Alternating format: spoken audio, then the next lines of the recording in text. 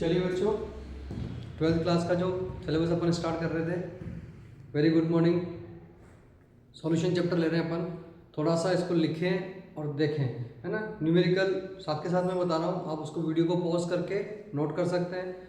और थ्योरी का थोड़ा ध्यान रखेंगे। न्यूमेरिकल मुश्किल से 10% न्यूमेरिकल, 15% न्यूमेरिकल आते हैं।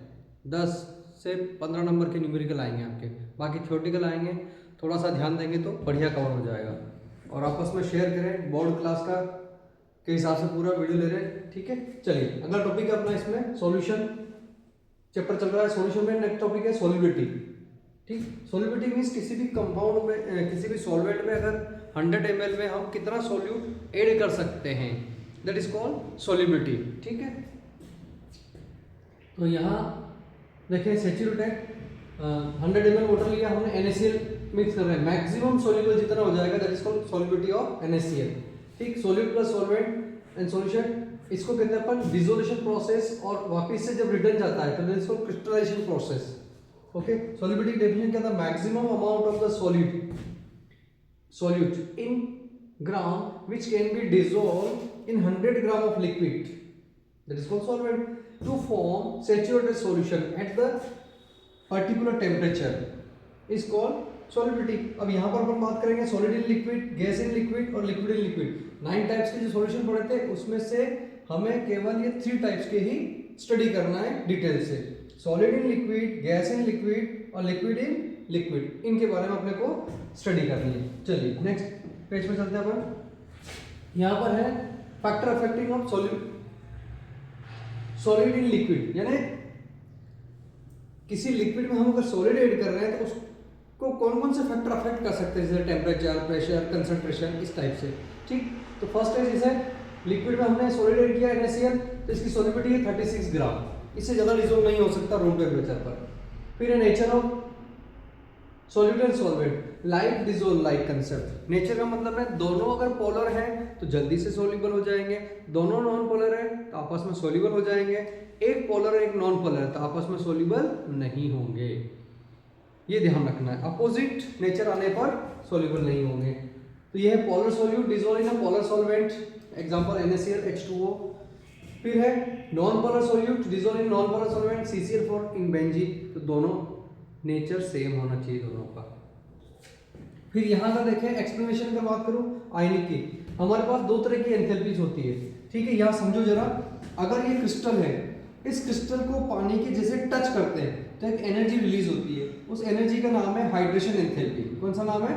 Hydration enthalpy. और जैसे ये क्रिस्टल अंदर गया और इसको तोड़ेंगे अपन, तो इसको तोड़ने में एक एनर्जी भी रिक्वायर रहती है, तो उस एनर्जी को कहते हैं लैटिस एंथैल्पी। तो हमारे पास 2 एंथैल्पी हो गई, वाटर के टच होने से एक एनर्जी रिलीज हुई that is called hydration enthalpy, और इसको तोड़ने के लिए एनर्जी चाहिए that is called lattice enthalpy. अब यहाँ पर अगर हाइड्रेशन एंथैल्पी ज्यादा रिलीज हुई तो लैटिस जल्दी से टूट जाएगा, हाइड्रेशन एंथैल्पी कम रिलीज हुई तो लैटिस नहीं टूटेगा। तो यहाँ देखें थोड़ा ध्यान से, हाइड्रेशन एंथैल्पी लैटिस एंथैल्पी से अगर ज्यादा है, हाइड्रेशन ज्यादा है लैटिस कम चाहिए अपने को, तो कंपाउंड सॉल्युबल हो जाएगा।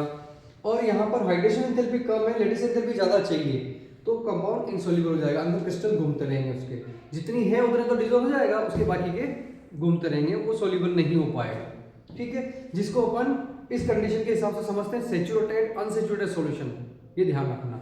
ठीक, चलो अगले टॉपिक पे चलते हैं, अगले पेज पर। नेक्स्ट है इसमें इफेक्ट ऑफ टेम्परेचर। किसी भी कंपाउंड के ऊपर सॉल्युबिलिटी के ऊपर टेम्परेचर का क्या इफेक्ट है? Those who solubility increases continuously with increases of temperature. कौन सा प्रोसेस है? Endothermic process. ठीक है, आयनिक सॉल्यूट वाटर में डाल रहे हैं KCl NaCl, टेम्परेचर बढ़ेगा तो सॉल्युबिलिटी भी बढ़ जाएगी, किसके लिए? आयनिक के लिए। Then those who solubility decrease continuously with increase in temperature, temperature अगर बढ़ा रहे हैं तो सॉल्युबिलिटी कम हो रही है, तो वो प्रोसेस कौन सा हो गया? एक्सोथर्मिक। एंडोथर्मिक में जिसमें टेम्परेचर की ऑलरेडी रिक्वायरमेंट है और हम और बढ़ा देते हैं तो सॉल्युबिलिटी बढ़ जाती है। और एक्सोथर्मिक ऑलरेडी हीट रिलीज कर रहा है और हम उसमें टेम्परेचर और बढ़ा देते हैं तो सॉल्युबिलिटी कम हो जाएगी। This type process is called exothermic.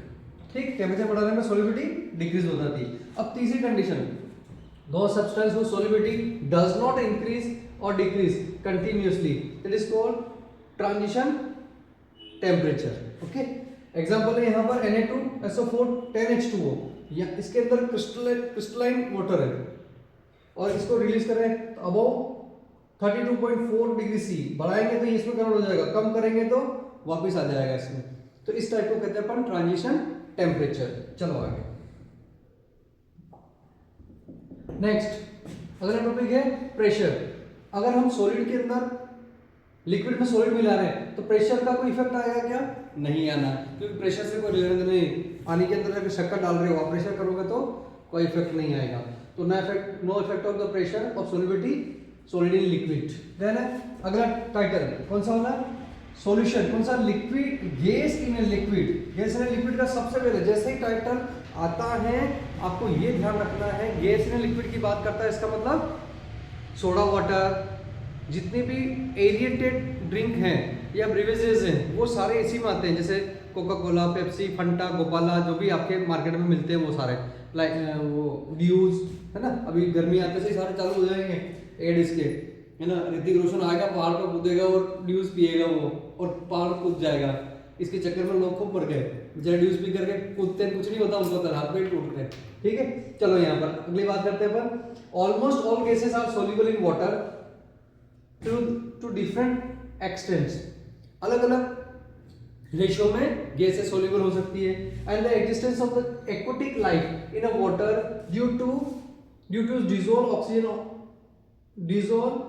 Dissolution of O2 gas in the of the air in water. यानी पानी के अंदर डिसॉल्व ऑक्सीजन है जिसकी वजह से एक्वाटिक एनिमल जिंदा रहते हैं। इस पे क्वेश्चन आया हुआ सीबीएसई, पक्का क्वेश्चन आता है इस लाइन से, बहुत बार आया हुआ है, लास्ट ईयर या इससे पिछले वाले साल में ही आया हुआ है, ध्यान रखना। ठीक है, ये जितनी स्लाइडें हैं उससे एक एक स्लाइड से क्वेश्चन बनने के चांसेस हैं, आपको हर एक क्वेश्चन को ध्यान से देखना है। अब यहाँ देखिए अपन फैक्टर ऑफ एक्टिंग। अब जैसे ही गैस है उसमें टेम्परेचर, प्रेशर, उसका इफेक्ट देख लें। तो यहाँ देखो nature of gas, H2O2 N2 solubility of low, ये गैसें कम होगी। HCl NH3 CO2 solubility high due to bonding between the gas and water. Clear? ये गैसें कम होती है, ये गैसें ज्यादा होती है, तो बॉन्डिंग की वजह से। ठीक, चलो आगे नेक्स्ट है इसमें temperature. The solubility of gas decreases with the increase temperature due to dissolution of gas in liquid is the exothermic process. अब प्रोसेस पे भी डिपेंड कर रहा है, एक्सोथर्मिक प्रोसेस है या एंडोथर्मिक प्रोसेस है, उसके हिसाब से। Gas plus solvent, solution plus heat release करता है वो कौन से प्रोसेस में? एक्सोथर्मिक प्रोसेस में। एक्सेप्शन केस देखो, gas plus solvent solution solubility increases, temperature increases, ये कौन सा होगा? इनर्ट गैस के लिए। और सॉल्यूशन कौन सा होना चाहिए? नॉन एक्वस होना चाहिए। ये स्पेशल एग्जांपल है जो याद रखना है, इस पे क्वेश्चन बनता है बच्चों। ये हाइड्रोकार्बन, अल्कोहल, एसीटोन, इस टाइप से। इफेक्ट ऑफ प्रेशर की बात करें, हेनरी लॉ एक्सप्लेन करता है इसको। हेनरी लॉ क्या कहता है? Solubility of gas in liquid कब बढ़ेगी? जब प्रेशर बढ़ाएंगे अपन, प्रेशर बढ़ाने पर बढ़ेगी। जैसे ये गैस है, हमने इसको प्रेशराइज किया, 1 atm से ज्यादा प्रेशराइज करेंगे तो गैस इसमें ज्यादा डिसॉल्व हो जाएगी, यानी 1 atm से एक्स्ट्रा प्रेशर इंप्लीमेंट करने पर मोर गैसेस सॉल्युबल।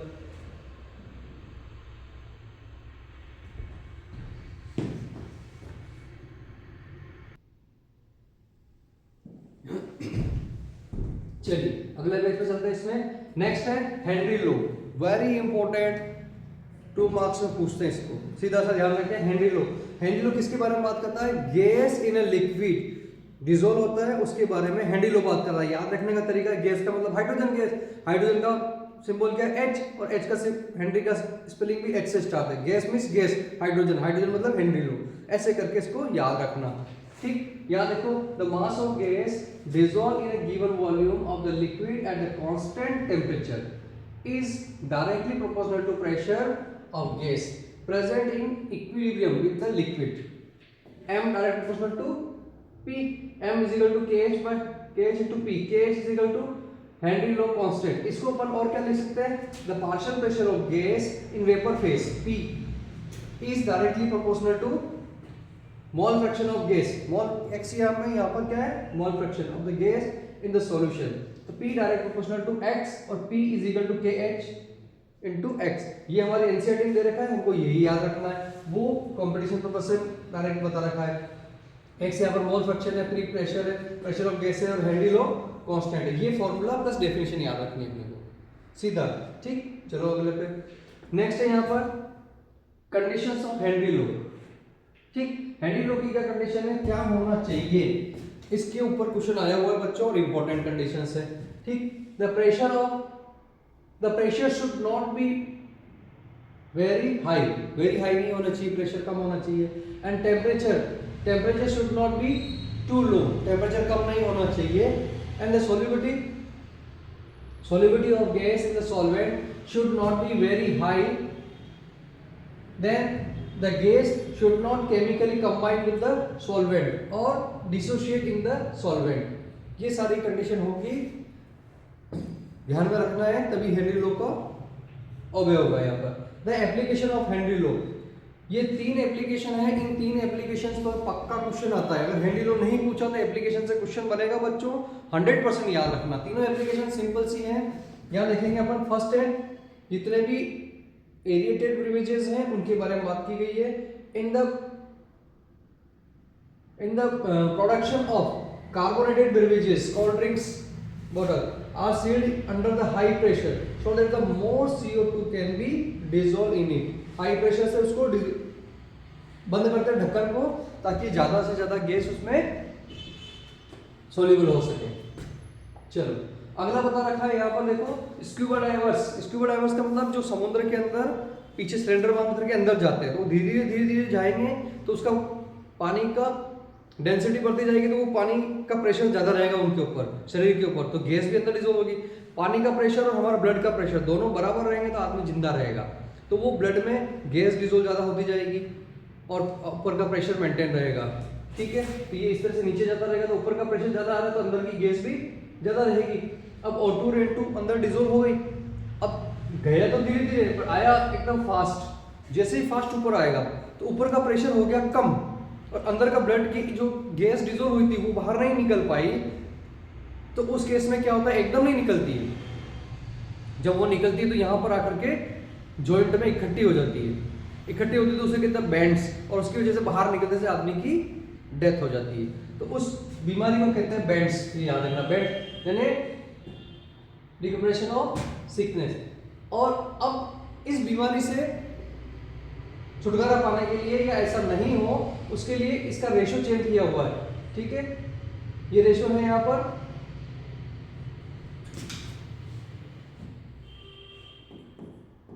N2। ठीक है, O2 N2 और He यानी 32.1%, 56.2% नाइट्रोजन, 11.7% हीलियम। पहले इसमें O2 और N2 थी, इसमें हीलियम मिक्स करी ताकि वो जैसे ऊपर आया तो हीलियम सबसे पहले बाहर आ जाए, क्योंकि छोटा मॉलिक्यूल से उसका मॉलिक्यूलर मास कम है एज कम्पेयर टू ऑक्सीजन और नाइट्रोजन, तो वो जल्दी से बाहर आ जाएगी और वो आदमी के बेड्स की प्रॉब्लम नहीं होगी। तो ये हमको याद रखना। दूसरा है फॉर क्लाइंबर्स और peoples living at the high altitude, जो भी पहाड़ों पर रहते हैं, तो ये भी चढ़ते हैं ना पर्वतारोही, जैसे अपन कहते हैं ये माउंट एवरेस्ट पर वगैरह, तो ये धीरे धीरे चढ़ते, 2 दिन यहाँ रुके, 3 दिन यहाँ रुके, 2 दिन यहाँ रुके, 3 दिन फिर ऊपर जाते हैं, ताकि बॉडी एडजस्ट करती जाए। ऊपर का एयर का प्रेशर कम रहेगा, हमारी बॉडी को ऑक्सीजन ज़्यादा चाहिए, तो बॉडी की वो बैलेंस होते हुए ऊपर जाएगा। और अगर मान लो सीधे जाएगा तो उसे ऑक्सीजन लेने में प्रॉब्लम आएगी, उस प्रॉब्लम की वजह से वीकनेस आती है बॉडी में, सोचने समझने की क्षमता कम हो जाती है, ताकत नहीं रहती है। इस बीमारी का नाम है एनोक्सिया। ठीक, और इसको feel weak and are unable to think properly, तो ये इसकी बीमारी का नाम है। ठीक, तो हमें यहाँ पर इन चीजों को देखना चाहिए। तो ये हो गया इसका इस तरह से। तो ये 3 एप्लीकेशंस हैं, 3 एप्लीकेशंस हैं जिसमें ये सॉल्यूशंस के बारे में अपन बात कर रहे हैं।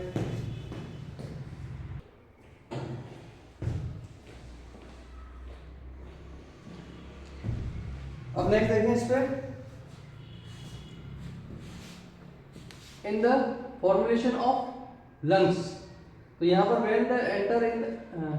when air enter in the lungs and partial pressure of the oxygen is high and the oxygen combine with the hemoglobin to form oxyhemoglobin and partial pressure of oxygen in the tissue is low, hence O2 is release from oxyhemoglobin which is utilized for the function of the cells। उसके बारे में ये questions हैं, तो अपने को ध्यान रखना है। एक एक्स्ट्रा मैंने इसमें लिखवाया है, ठीक है। इसको पॉज करके आप नोट कर लें और पढ़ लें। एक बार से न्यूमेरिकल भी कर रखा है अपन ने, इस पे वैल्यू प्रेशर निकाल रखा है कि एच हैंडल होके ऊपर न्यूमेरिकल लीजिए, ठीक।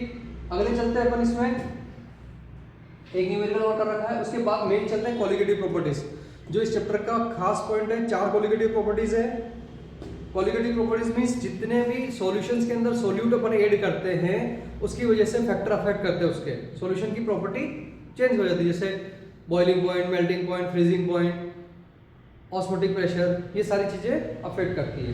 तो यहाँ अगर अपन देखेंगे vapour pressure of solution, vapour pressure का मतलब क्या होता है? Pressure exerted by vapour is called vapour pressure. देखो जरा यहाँ पर, the pressure exert by the vapour about the liquid और solution surface in equilibrium with the liquid और solution at a given temperature is called vapour pressure.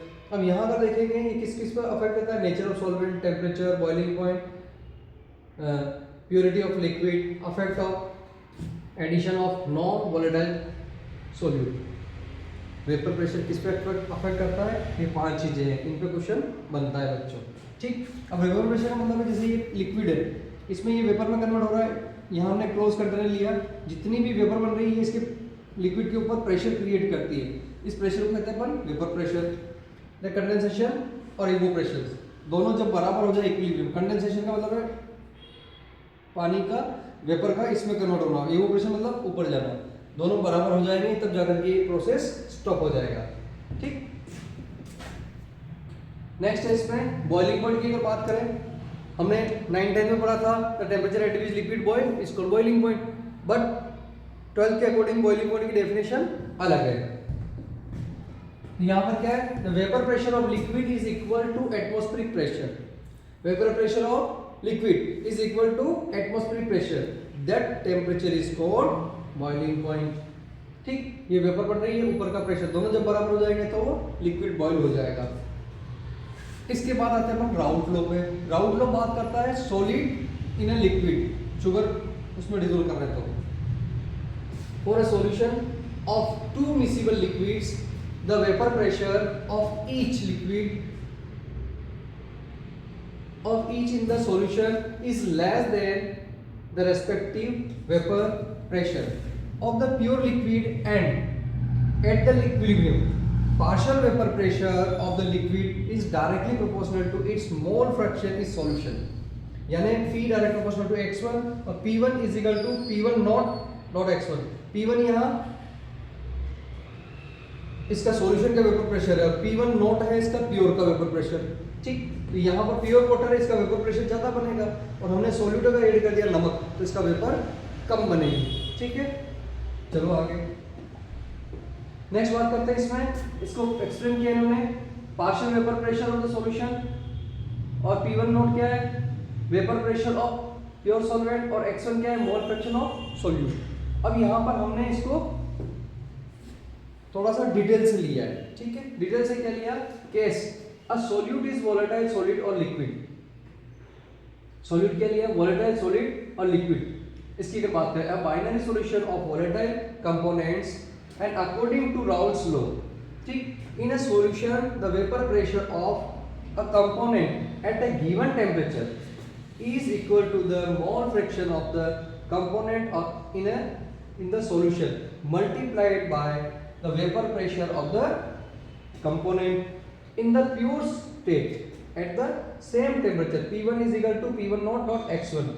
तो यहाँ अगर हम दो कंपोनेंट की बात कर रहे हैं, P1 और P1 नॉट की बात कर रहे हैं, कंपोनेंट 2 P2 और P2 नॉट की बात कर रहे हैं, अगर दो कंपोनेंट की बात कर रहे हैं, इसका एक डेरिवेशन है, पूछते हैं एग्जाम में, ठीक। तो इसको हमने यहाँ पर इस तरह से डिराइव किया और फाइनल फार्मूला निकल के आया P1 नॉट प्लस x1 और ये, तो ये इसका फाइनल फार्मूला, ये इसका ग्राफ बनाया अपन ने आइडियल चाहिए सॉल्यूशन के लिए। P1 और P1 नॉट कब बराबर हो जाएंगे? जब x1 इज इक्वल टू 1 हो जाए, और P2 और P2 नॉट बराबर कब हो जाएंगे? जब x2 इज इक्वल टू 1 हो जाए।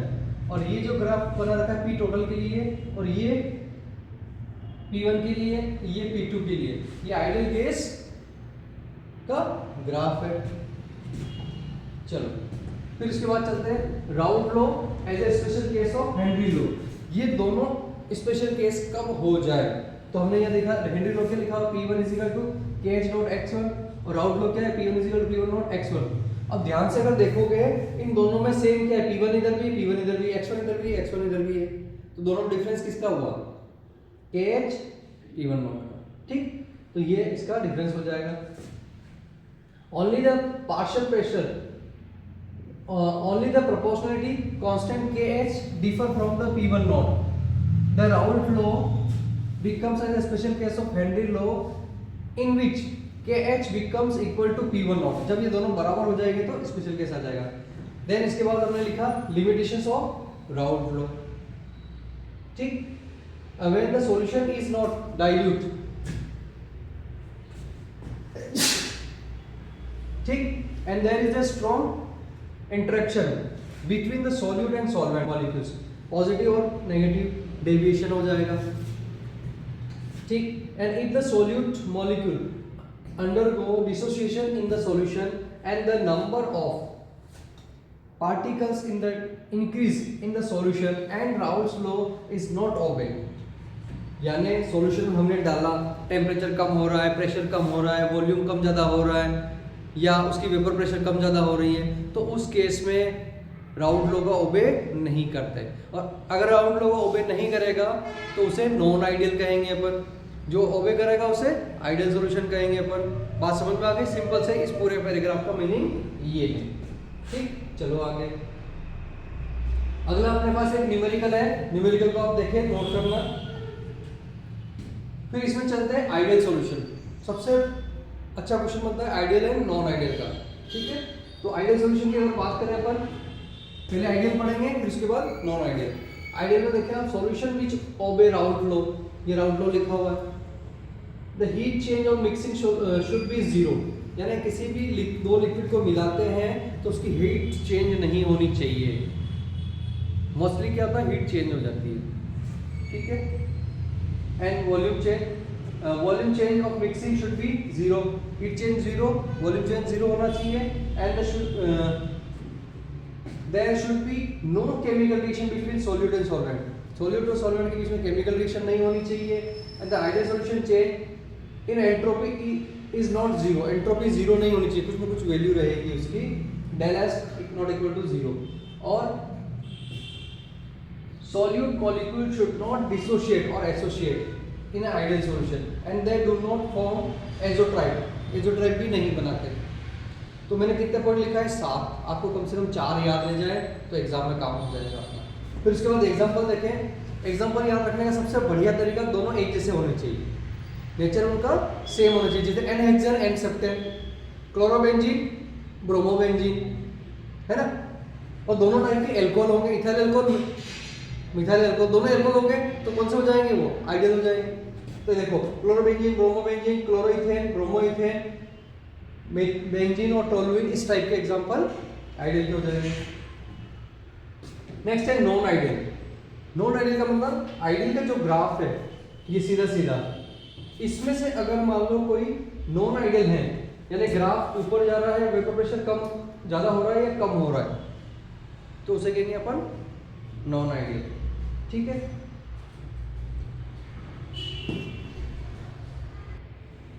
चलिए अब ये है आपका non ideal solution.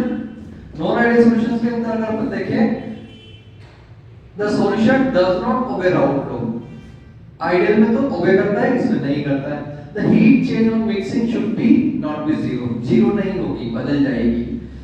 Del B mixing भी चेंज हो जाएगा, डेल एस जीरो हो जाएगा। वो सारे जो पॉइंट्स लिखे थे वो सारे अपोजिट है। ये अगर ग्राफ बनाते हैं वो एक्सोट्राइब बनाते हैं। इसके देखो ग्राफ बना रखा हमने, एक में पॉजिटिव एक में नेगेटिव, दोनों पॉसिबिलिटीज हैं नॉन आइडियल में। इसके एग्जांपल है water plus ethyl alcohol, CCl4 plus chloroform, water plus methyl alcohol, acid plus water, acid plus water, यानी सीधा सा याद रखिए अल्कोहल प्लस वाटर और एसिड प्लस वाटर, ये है नॉन आइडियल के एग्जांपल। अब नॉन आइडियल भी 2 टाइप्स का है, कौन कौन सा टाइप का है, पॉजिटिव और नेगेटिव डेविएशन। तो यहाँ हमने लिखा एक तरफ पॉजिटिव डेविएशन, एक तरफ लिखा नेगेटिव डेविएशन। अगर मान लो उसका प्रेशर ज्यादा बनता है, वेपर प्रेशर ज्यादा बनेगा तो वो हो जाएगा पॉजिटिव डेविएशन, वेपर प्रेशर कम बनेगा तो हो जाएगा नेगेटिव डेविएशन। तो अगर हम यहाँ ध्यान से देखें, the solution does not obey round law, तो यानी PA greater than PA0 plus PA0 dot XA, और यहाँ पर देखो ये इससे कम हो जाएगा PA, ठीक। तो यहाँ देखेंगे A का वेपर प्रेशर और BB का वेपर प्रेशर, यानी AB मिक्स करने पर इसका प्रेशर कम है, प्योर का कम है, और यहाँ पर प्योर का इसका ज्यादा है, इसे to form hydrogen bonding, hydrogen bonding बनने से इसकी वेपर कम बन रही है, यहाँ पर हाइड्रोजन बॉन्डिंग टूट रही है, ठीक। तो यहाँ अगर देखेंगे एग्जांपल अल्कोहल की हाइड्रोजन बॉन्डिंग बन रही है, तो इसमें हाइड्रोजन बॉन्डिंग कीटोन और इसके बीच में बन रही है क्लोरोफॉर्म के बीच में, ठीक। यहाँ तो हाइड्रोजन बॉन्डिंग ब्रेक होगी या हाइड्रोजन बॉन्डिंग बन जाएगी, तो वेपर कब बनेगी, हाइड्रोजन बॉन्डिंग टूट जाएगी, इसका मतलब हाइड्रोजन बॉन्डिंग सॉरी बनेगी और एक में टूटेगी, ऐसा याद रखना अपने को। चलो अगले नेक्स्ट पे चलते हैं। फिर इसके दूसरे ऑप्शन है del H mixing greater than 0, del B mixing greater than 0, और chemical reactions may be possible between solute and solvent, and the solute molecule may be dissociate, and the minimum boiling azeotrope, ये कौन सा हो जाएगा, minimum boiling azeotrope, और ये हो जाएगा maximum boiling azeotrope। ये del X greater than 0, ये less than 0, del B mixing less than 0, chemical reaction may be possible between solute and solvent, दोनों में possible है। फिर है the solute molecules may be associate form maximum boiling agent. अब positive में graph इस yellow line से ऊपर जाएगा, वेपर प्रेशर ज्यादा बनेगा, और नेगेटिव में इस लाइन से नीचे जा रहा है, ये हमें याद रखना है, ठीक। चलो इसमें 7 पॉइंट लिखा है हुए 5 याद रख लेना और ग्राफ याद रख लेना, क्वेश्चन आता है पक्का पॉजिटिव और नेगेटिव डेविएशंस का, ठीक। चलो आगे फिर इसके एग्जांपल याद रखो, एग्जांपल फिर पक्का क्वेश्चन बनेगा, इसमें नहीं बना तो 100% बनने वाला। इधर वाले में अल्कोहल याद रखो, इधर वाले में एसिड याद रखो, ठीक है। ये इसके acetone plus CH2 acetone plus ethyl alcohol, acetone plus benzene, methyl alcohol plus water, ethyl alcohol plus water, chloroform plus CCl4 plus benzene, CCl4 plus toluene, ठीक है। Breaking hydrogen bonding between them, hydrogen bond break हो जाता है, और यहां पर formation of hydrogen bonding between them, तो यहाँ पर CCl4 benzene, C8 chloroform diethyl acetone plus aniline, HCl plus water, HNO3 plus water, acetic acid plus pyridine, acetone plus chloroform. तो ये इसका एग्जांपल हुए। अब इसके बाद एजोट्राइप मिक्सचर, इस पे क्वेश्चन आता है, अगर उस पे नहीं पूछा तो एजोट्राइप मिक्सचर, यानी इसको सिंपल वर्ड में समझाओ, ऐसा मिक्सचर जो वेपर फेज और लिक्विड फेज में दोनों का कंपोजिशन सेम रहे, सोल्यूट प्लस सॉल्वेंट का। देखो यहाँ पर for a liquid pair such a intermediate composition, the composition of the liquid and vapor phase is the same। क्या कहा, composition of the liquid and vapor phase is same। फिर this type of liquid mixture having a definite composition and boil like pure liquid, boil at constant temperature is called constant boiling mixture, is या फिर azeotropic mixture। ये 2 types का है, the minimum boiling azeotrope, the maximum boiling azeotrope। इसका example पक्का याद रखना है, जो मिनिमम बॉइलिंग एजेंट है वो पॉजिटिव डेविएशन शो करता है, और जो मैक्सिमम है वो नेगेटिव डेविएशन शो करता है। यहाँ लिखा show positive deviation, show negative, उसमें आता है आपका अल्कोहल प्लस वाटर, और इसमें आ जाएगा एसिड प्लस वाटर। याद रख लेंगे क्या, पक्का क्वेश्चन बनता है एजेंट का, अगर उधर से नहीं बना तो यहां से बनने के चांसेस हैं। नेक्स्ट कोलिगेटिव प्रॉपर्टीज, हमारे पास 4 कोलिगेटिव प्रॉपर्टीज है, ठीक है।